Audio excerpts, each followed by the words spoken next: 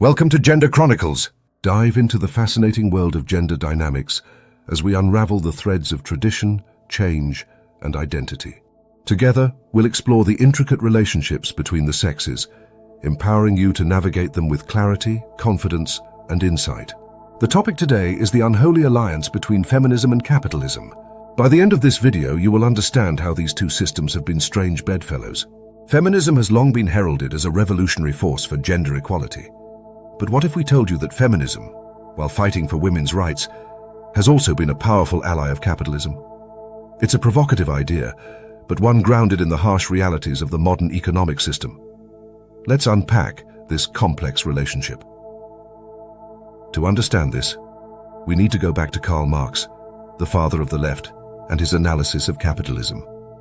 Marx introduced the concept of the reserve army of labor, a crucial mechanism for maintaining capitalist dominance. The reserve army of labor refers to a pool of unemployed or underemployed workers that capitalists can draw upon as needed. Marx argued that this reserve army is the beating heart of capitalism. It allows employers to keep wages low, pit workers against one another, and enforce poor working conditions. Let's explore its 7 key features. First, the reserve army is inexhaustible. Whether through economic downturns, technological advancements, or political shifts, capitalism ensures there's always a surplus of workers ready to fill vacancies. Second, the reserve army maintains the exploitative nature of the capitalist system. By keeping a portion of the population unemployed or underemployed, capitalists ensure that labor remains a commodity whose price, wages, does not rise excessively, preserving capital accumulation.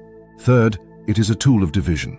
By keeping a pool of workers desperate for jobs, employers create competition. Workers are less likely to organize or demand better conditions when they fear being replaced. Fourth, it is a weapon of coercion.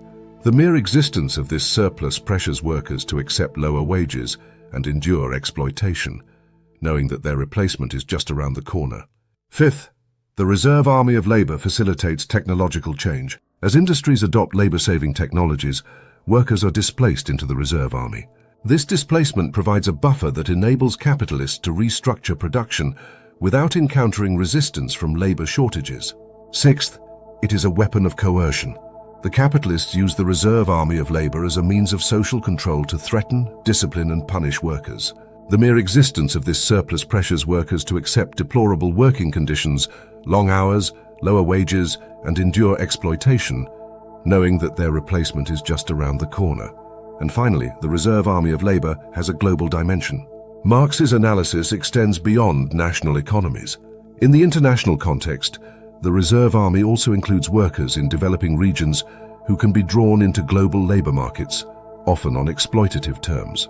For instance, think of job exports from wealthy Western countries where workers demand better working conditions and higher wages to Asia and Latin America, where the reserve army of labor is massive, allowing for exponentially lower wages and poor working conditions.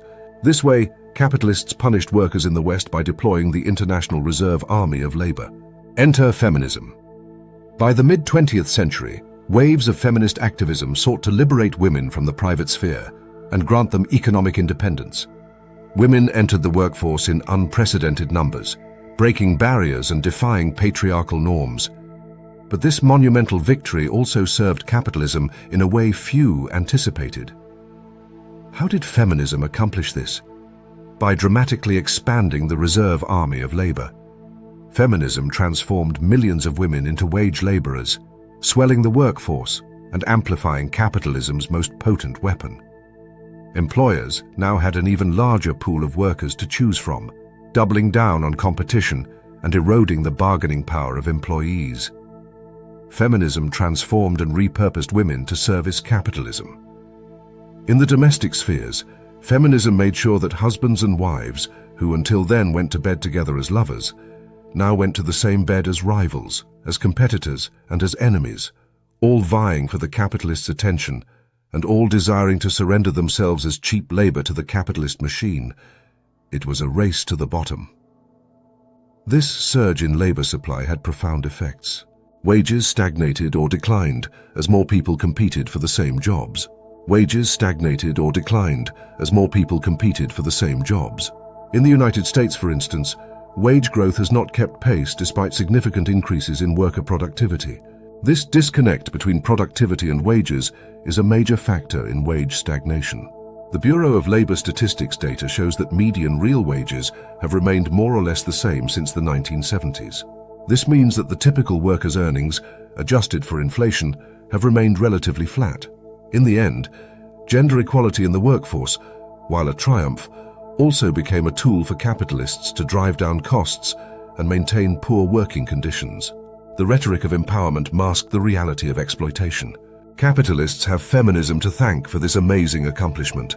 The rhetoric of empowerment masked the reality of exploitation. With this rhetoric, feminists have avoided accountability for the destructive effects of their ideas. Karl Marx, from whom they were inspired, is likely turning in disapproval in his grave. Working conditions also deteriorated. Employers could now wield the threat of replacement more effectively. If one worker resisted, there were dozens, now including women, waiting to take their place. This dynamic wasn't accidental. It was capitalism at work, thriving on the expanded reserve army, an expansion driven by feminism, the central point to always keep in mind. Now, let's be clear. Feminism didn't intentionally bolster capitalism. Feminists did not deliberately set out to provide free consultancy services to the capitalists. Nonetheless, that's what they did, and the results show. The goals of feminism were and remain centered on justice, autonomy, and equity. However, the unintended consequence was an alignment with capitalist interests. Feminism's victories were co-opted and repurposed to serve the economic status quo rather than dismantle it. In colloquial speech, the feminists were masterfully played by the capitalists. Feminism failed to grasp the commodification power of capitalism. Capitalism transformed and repurposed the ideology of female emancipation and empowerment into yet another commodity to guarantee capitalist profit margins. This co-optation is visible everywhere. The rise of the working woman became a cultural and economic phenomenon, celebrated in advertising, media, and corporate boardrooms. Yet behind this celebration lay a troubling reality. Women were being welcomed into the same exploitative system men had long endured. And let's not forget the global dimensions of this story. In the global South, women's entry into the workforce often coincided with the rise of sweatshops, underpaid agricultural work, and other forms of hyper-exploitation. The reserve army expanded not just in the West, but across the world, with devastating consequences for vulnerable populations. So, where does this leave us? The answer isn't to roll back the gains of feminism, but to critically examine how those gains are harnessed. The fight for gender equality must also be a fight against economic exploitation. This means advocating for policies that protect all workers, fair wages, strong labor unions, and humane working conditions. It means rejecting the false dichotomy between gender justice and economic justice. The two are inseparable. Feminism and capitalism may have crossed paths, but the journey isn't over. The goal isn't just equality in an exploitative system. It's a new system altogether, one that values human dignity over profits.